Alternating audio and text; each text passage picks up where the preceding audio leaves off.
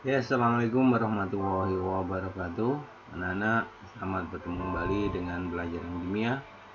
Ini merupakan kelanjutan daripada reduksi oksidasi atau redox, yang merupakan materi tentang sel elektrokimia. Nah, mungkin kalian sudah pernah memakai jam tangan, ya, menggunakan baterai. Nah, itu merupakan salah satu penerapan daripada sel elektrokimia. Yang kita pelajari pertama yaitu tentang pengertian daripada sel volta, ya. Di mana sel volta pertama kali diperkenalkan oleh dua ahli kimia, yaitu Luigi Galvani dan Alessandro Volta, yang menciptakan sel volta atau sel Galvani. Contoh notasi sel volta pada konsentrasi larutan Cu2+ dan Zn2+, yang masing-masing mempunyai konsentrasi 1 molar. Dengan beda potensial, sel volta adalah 1,10 volt. Nah, di mana reaksinya dapat kita tulis anode ini adalah tempat terjadinya reaksi oksidasi, sedangkan katode ini adalah tempat terjadinya reaksi reduksi.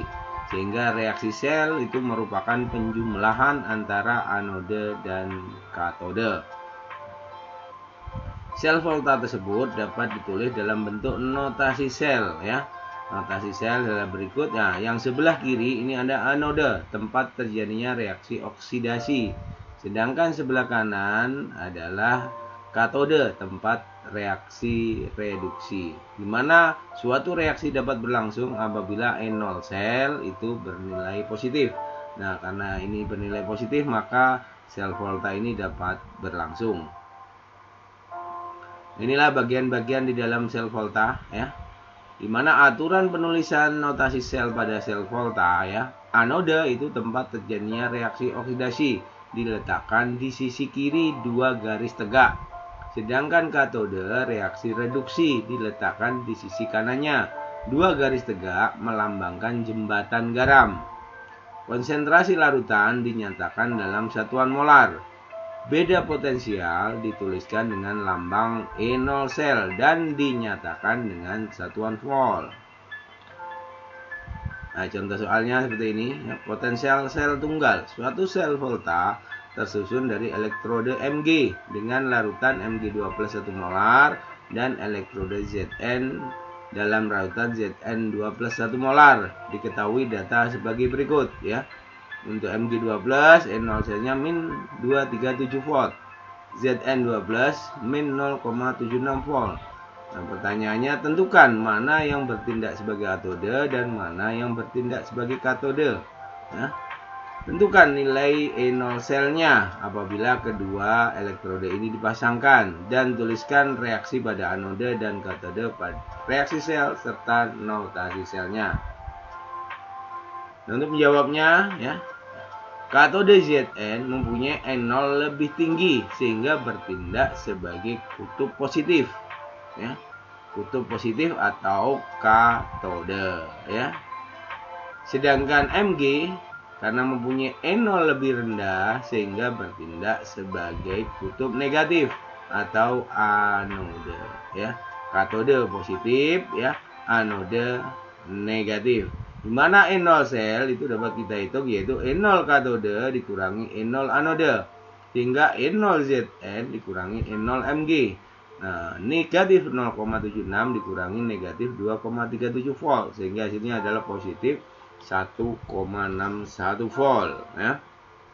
Nah, reaksi yang terjadi pada anode berarti terjadi reaksi oksidasi. Mg menjadi Mg2+ melepas 2 elektron.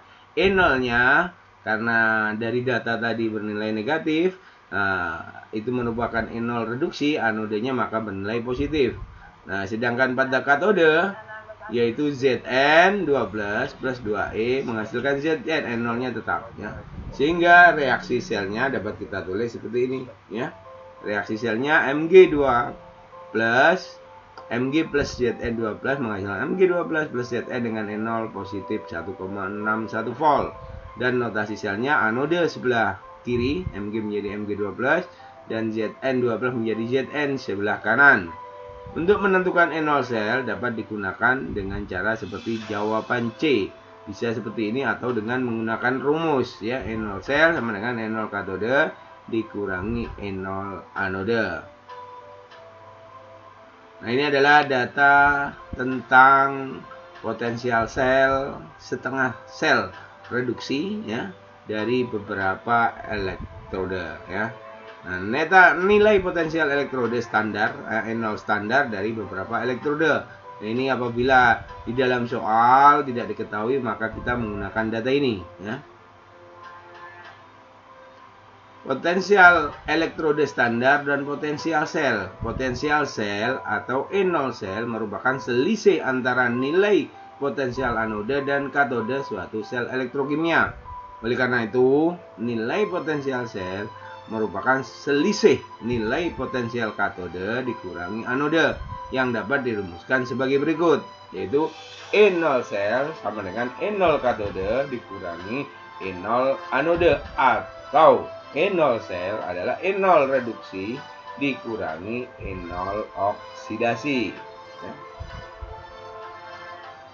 Contoh penggunaan sel volta dalam kehidupan sehari-hari. Nah, mungkin banyak yang sering kita jumpai sel kering. Nah, ini adalah baterai ya.